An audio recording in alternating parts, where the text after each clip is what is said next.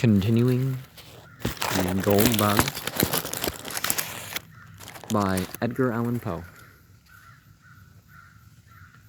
Presently I took a candle, and seating myself at the other end of the room, proceeded to scrutinize the parchment more closely.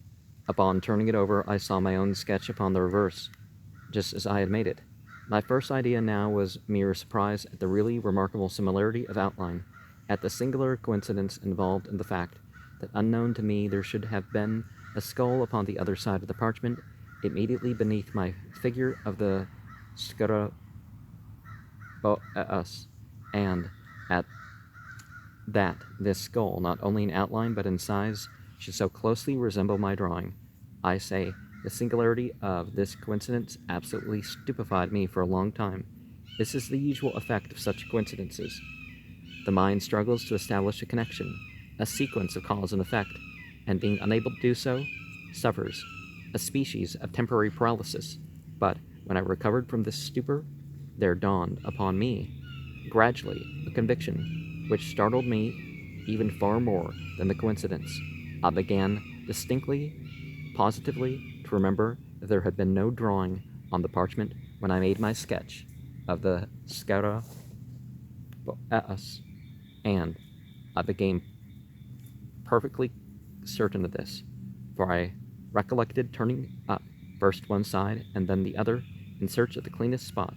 Had the skull been there, of course, I could not have failed to notice it.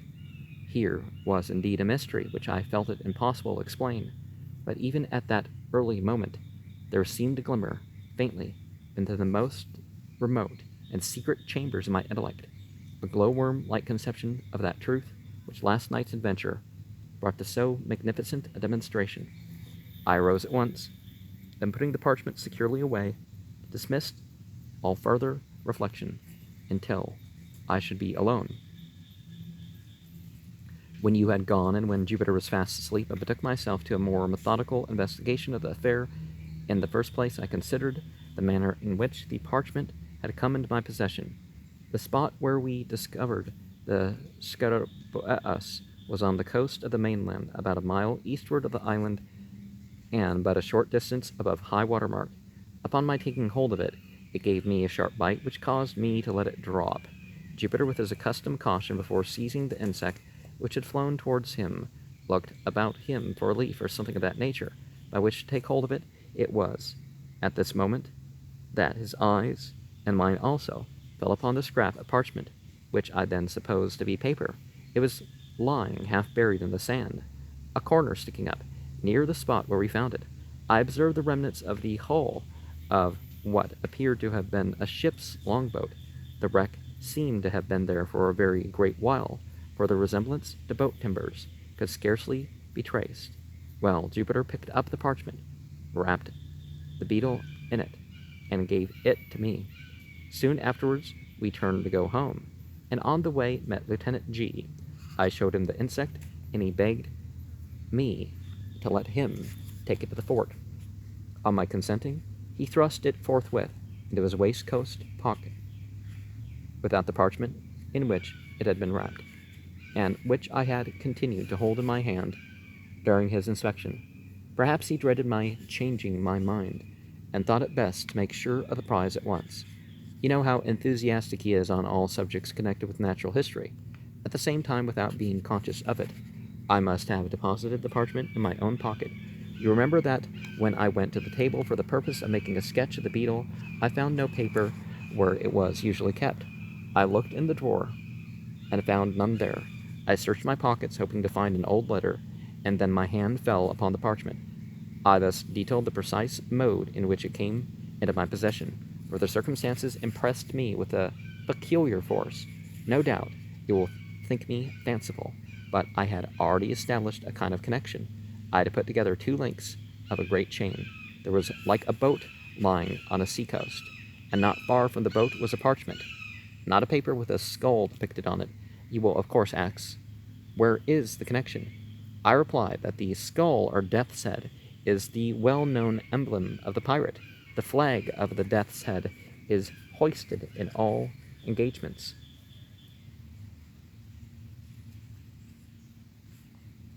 at least in the fantasy story, right? I've said that the scrap was parchment and not paper. Parchment is durable, almost imperishable, because black was an expensive color. So a black flag with a skull and crossbones on it could cost some money, right?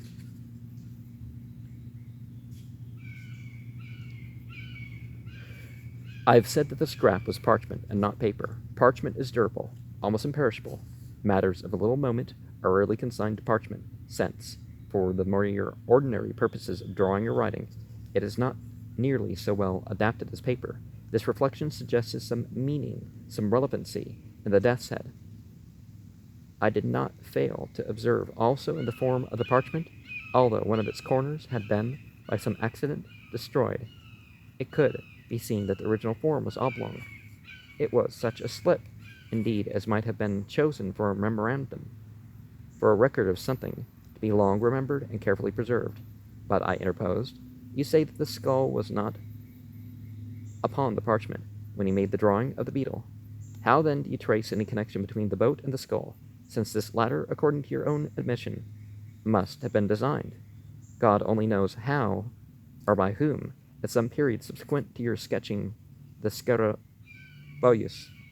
Ah, hereupon turns the whole mystery, although the secret at this point I had comparatively little difficulty in solving. Eisteddfod's were sure, and could afford but a single result. I reasoned, for example, thus: when I drew the Scarabaeus, there was no skull apparent on the parchment, or perhaps he just forgot. When I had completed the drawing, I gave it to you and observed you narrowly until you returned it. You therefore did not design the skull, and no one else is present to do it. Then it was not done by human agency, and nevertheless it was done. At this stage of my reflections, I endeavored to remember, and did remember with entire distinctness, every incident which occurred about the period in question. The weather was chilly, oh, rare and happy accident, and a fire was blazing on the hearth. I was heated with exercise and sat near the table. You, however, had drawn a chair close to the chimney. Just as I placed the parchment in your hand, and as you were in the act of inspecting it, Wolf, the Newfoundland, entered and leaped upon your shoulders. With your left hand you caressed him and kept him off, while your right, holding the parchment, was permitted to fall listlessly between your knees, and in close proximation to the fire. At one moment, although the blaze had caught it, and was about to caution you, but before I could speak, you had withdrawn it, and were engaged in its examination. When I considered all these particulars, I doubted not for a moment that heat had been the agent in bringing to light, on the parchment, the skull which I saw designed on it. You are well aware that chemical preparations exist, and have existed time out of mind, by means of which it is possible to write on either paper or vellum, so that the characters shall be visible only when subjected to the action of fire. Saphira, digested in aqua regia, and diluted with 4 times its weight of water, is sometimes employed. A green tint results. The regulus of cobalt, dissolved in spirit of nitre, gives a red. These colors disappear at longer or shorter intervals after the material written on cools, but again become apparent upon the reapplication of heat. I now scrutinized the death's head with care. Its outer edges, the edges of the drawing nearest the edge of the vellum, were far more distinct than the others. It was clear that the action of the caloric had been imperfect and unequal, or unequal. I immediately kindled a fire and subjected every portion of the parchment to a glowing heat. At first, the only effect was strengthening of the faint lines in the skull, but on the persevering in the experiment, there became visible at the corner of the slip, diagonally opposite to the spot in which the death's head was delineated, the figure of which I at first supposed to be a goat. A closer scrutiny, however, satisfied me that it was indeed intended for a kid. "Ha ha," said I. To be sure, I have no right to laugh at you. 1.5 million of money is too serious a matter for mirth. But you are not about to establish a link in your chain. You will not find any especial connection between your pirates and a goat. Pirates, you know, have nothing to do with goats. They appertain to the farming interest.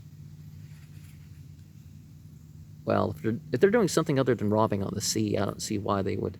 Oh, this only animal husbandry is not something they'd engage in, but farming.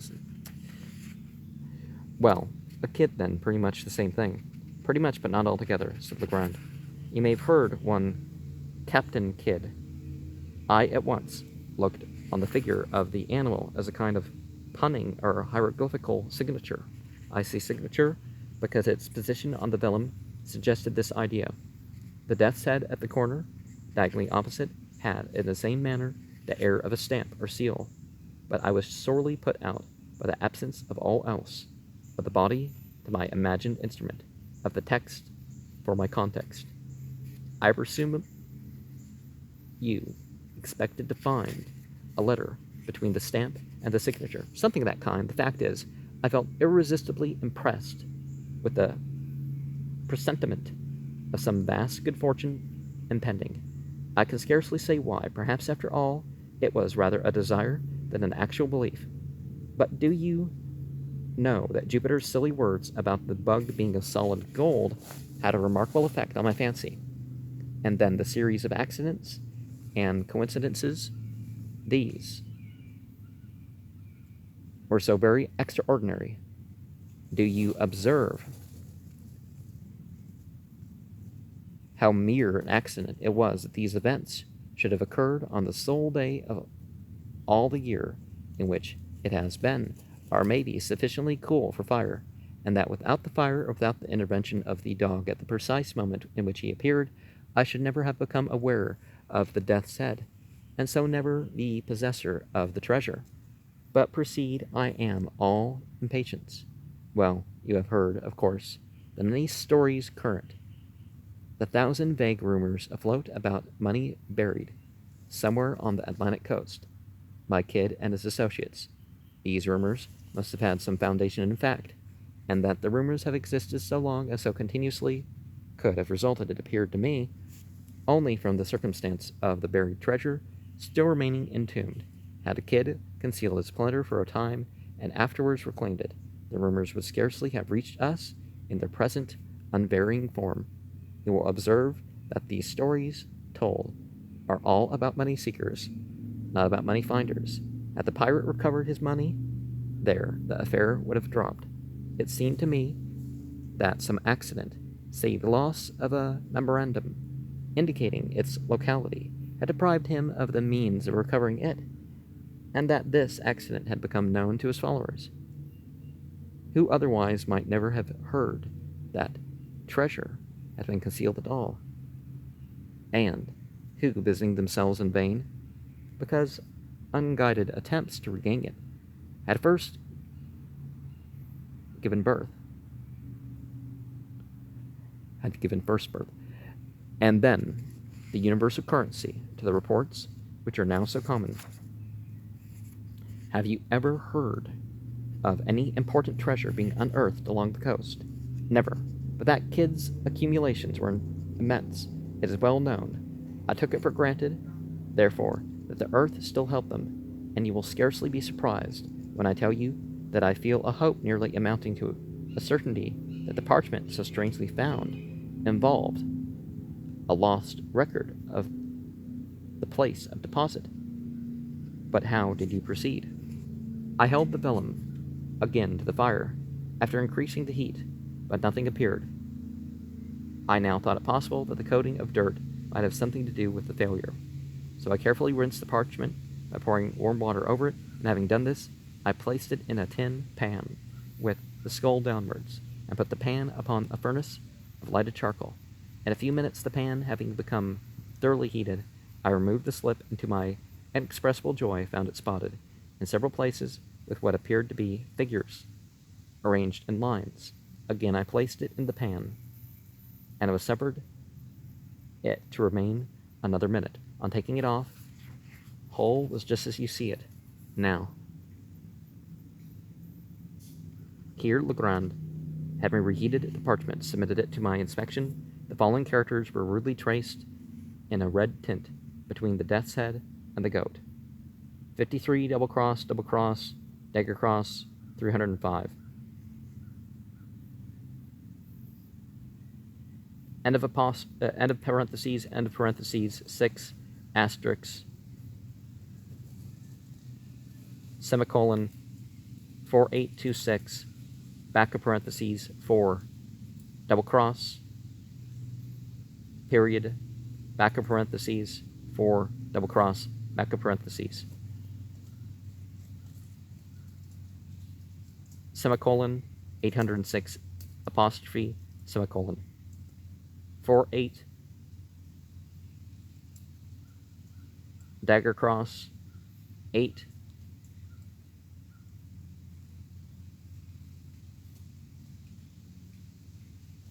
backwards double P thing, 60, end of parentheses, 85, semicolon, back of bracket, 8, apostrophe, semicolon, colon, double cross, asterisk, 8, dagger cross, 83. And then another line, 88, in parentheses, 5, asterisk, dagger cross, 46, front of parentheses, semicolon, 88, asterisk, 96, asterisk, question, semicolon, 8, asterisk, double cross, front of parentheses, semicolon, 485, back of parentheses, semicolon, 5, asterisk, dagger cross, 2, colon, asterisk, double cross, front of parentheses, semicolon, 4956, asterisk, 2, front of parentheses, 5, asterisk,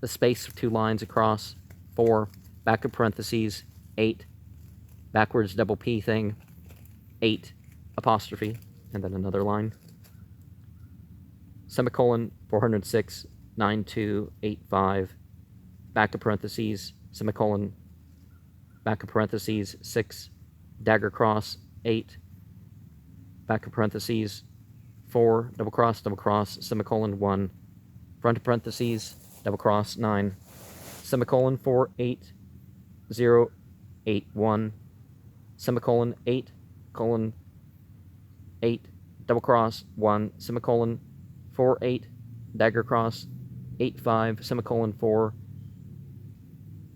back of parentheses, 485, dagger cross, 528806,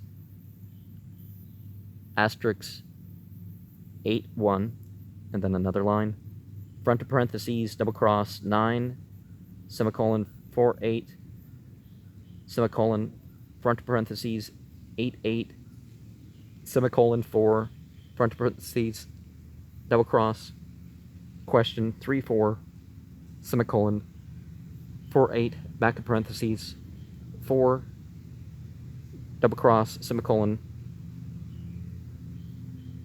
161, semicolon, colon, 188, semicolon, double cross, question, mark, semicolon. So the fourth line is about half the size of the others, a little bit more, front parentheses, double cross, 9 to double cross, question, semicolon. But, said I, returning him the slip, I am as much in the dark as ever. Were all the jewels of Conga, uh, Golconda, waiting for me on my solution of this enigma. I'm quite sure that I should be unable to earn them, and yet, said Legrand, the solution is by no means so difficult as you might be led to imagine. From the first hasty inspection of the characters, these characters, as anyone might readily guess, form a cipher. That is to say, they convey a meaning. But then, from what is known of Kidd, I could not suppose him capable of constructing any of the more abstruse cryptograms. I made up my mind at once that this was of a simple species, such, however, as would appear to the crude intellect of the sailor absolutely insoluble without the key. And are you ready to solve it? Readily. I have solved others of an abstruseness 10,000 times greater. Circumstances and a great certain bias of mind have led me to take interest in such riddles, and it may be well doubted whether human ingenuity can construct an enigma of the kind which human ingenuity may not, by proper application, resolve. In fact, having once established, connected, and legible characters, I scarcely gave a thought to the mere difficulty of developing their import. In the present case, indeed, in all cases of secret writing, the first question regards the language of the cipher, for the principles of solution so far, especially as the more simple ciphers are concerned, depend on and are varied by the genius of the particular idiom. In general, there is no alternative but experiment, directed by probabilities of every tongue, known to him who attempts the solution, until the true one be obtained. But with the cipher now before us, all difficulty is removed by the signature. The pun on the word kid is appreciable in no other language than English. But for this consideration, I should have begun my attempts with the Spanish and French, as the tongues in which a secret of this kind would most naturally have been written by a pirate of the Spanish Main. As it was, I assumed the cryptogram to be English. And one of the things that we should look at is that there are things about the original language that you might want to look into to see what other meanings there are. Like the Bible is a lot more rich in straight up mythology when you can read it from the biblical Hebrew, or Aramea as it's called. And then there's structural mysteries and Kabbalistic stuff and what, more proper and whatnot. You observe there are no divisions between the words. Had there been divisions, the task would have been comparatively easy. In such a case, I should have commenced with a collation and analysis of the shorter words, and had a word of a single letter occurred, as is most likely, A or I, for example, I should have considered the solution as assured. But there being no division, my first step was to ascertain the predominant letters as well as the least frequent.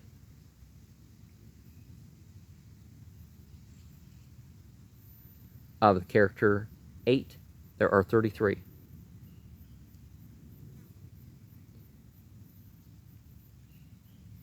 Colon, 26.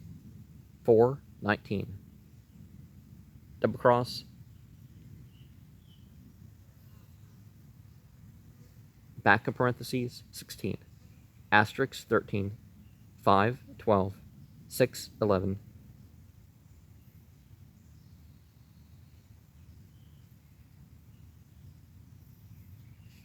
Dagger cross, 1. 8 of those.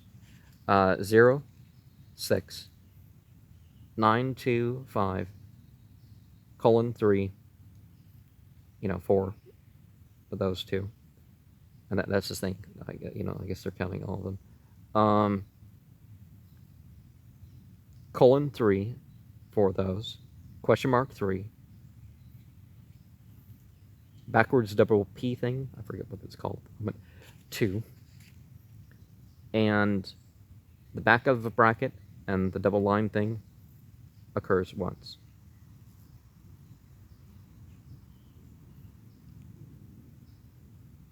Oh, each of them occur once. Okay.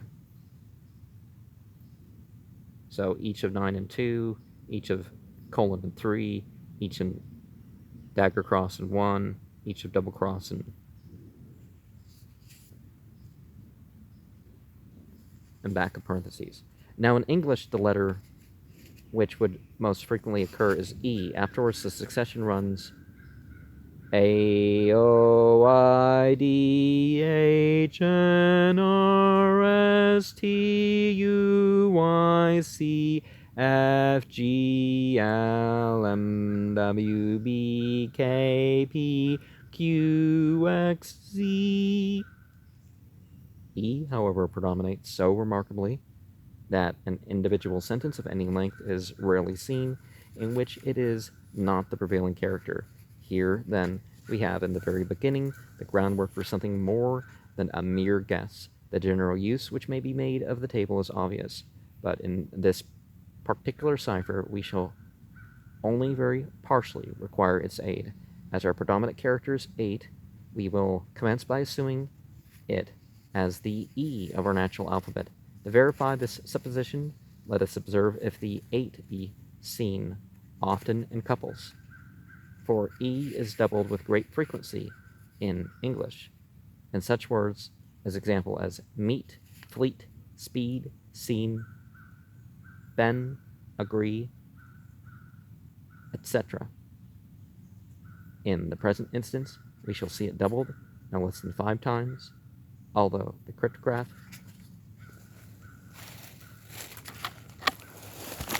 is brief.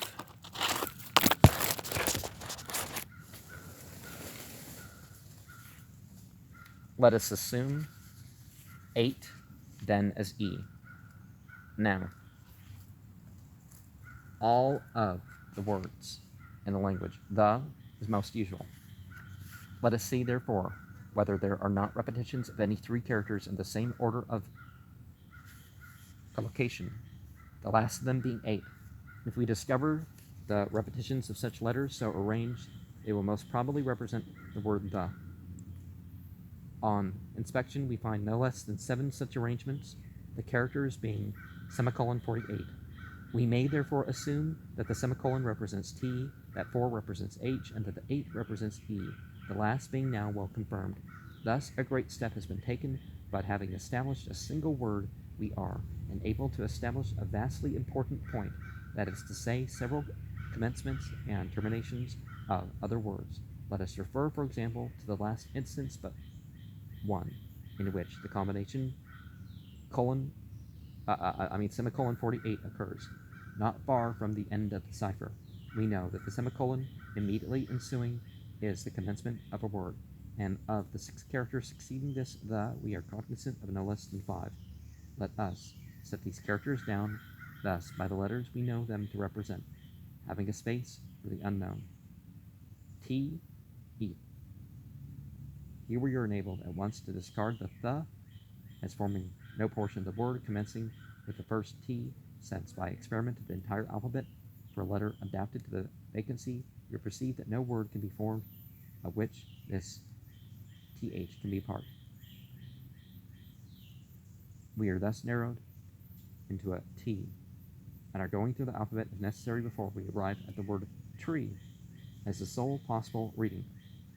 We thus gain another letter, R, represented by forward, the front of a parentheses with the words the tree in juxtaposition. Looking beyond these words for a short distance, we again see the combination of 48 and employ it by way of termination to what immediately precedes. We have thus this arrangement: the tree, semicolon 4, front parentheses, double cross, question 34. The are substituting the natural letters were known. It reads the tree, thra, double cross, question 3H. The. Now, if in place of the unknown characters we leave blank spaces or substitute dots, we read thus: the tree, thra, the whole. When the word through makes itself evident, at once, but this discovery gives us 3 new letters, O, U, and G, represented by double cross, question, and 3. Looking now narrowly through the cipher for combinations of known characters, we find not very far from the beginning this arrangement of 83 from the parentheses 88 are agree, which is plainly the conclusion of the word degree, and gives us another letter D represented by the dagger cross. 4 letters beyond the word degree, we perceive the combination semicolon 46 from parentheses semicolon 88 asterisk. Translating the known characters and representing the unknown by dots as before, we read thus: the reti, an arrangement immediately suggestive of the word 13, and again furnishing us with 2 new characters, I and N, represented by 6 and apostrophe. Referring now to the beginning of the cryptograph, we now find the combination 53, double cross, dagger cross. Translating as before, we obtain good, which assures us that the first letter is A, and the first 2 words are a good to avoid confusion. It is now time that we arrange our key as far as discovered in the tabular form. It will stand thus: by represents A, dagger cross, D, 8, E, 3, G, 4, H, 6, I, asterisk N, double cross, O, forward parentheses, R, semicolon, T. We have therefore no less than 10 of the most important letters represented, and it will be unnecessary to proceed with the details of the solution. I have said enough to convince you that ciphers of this nature are readily solvable, and to give you some insight into the rationale of their development. But be assured that the specimen before us appertains to the very simplest species of cryptograph. It now remains to give you the full translation of the characters upon the parchment as unriddled. Here it is: a good glass in the bishop's hostel, and the devil's seat, 21 degrees and 13 minutes northeast, and by north main branch, 7th limb, east side. Shoot from the left eye of Death's Head a beeline from the tree through the shot 50 feet out. But, said I, the enigma seems still in as bad a condition as ever. How is it possible to extort a meaning from all this jargon about devil's seats and Death's Head and bishop's hostels? I confess, replied Legrand, that the matter still wears a serious aspect when regarded with a casual glance. My first endeavor was to divide the sentence into the natural division intended by the cryptographist. And since I mentioned stuff about scripture, it's not that the outward or literal thing, if it's a revealed scripture, is not the thing, right? I mean, I sometimes dream of things that are mysteries, and I can't translate them or whatever. But the outer meaning remains the thing for revealed and inspired in a more literal, spiritual definition of these terms. Not that there's not other meanings. Those other meanings don't conflict or something, but some traditions, they have gone out of their way to skip a lot of that. And, because issues arose with the cosmological aspects of their scriptural claims.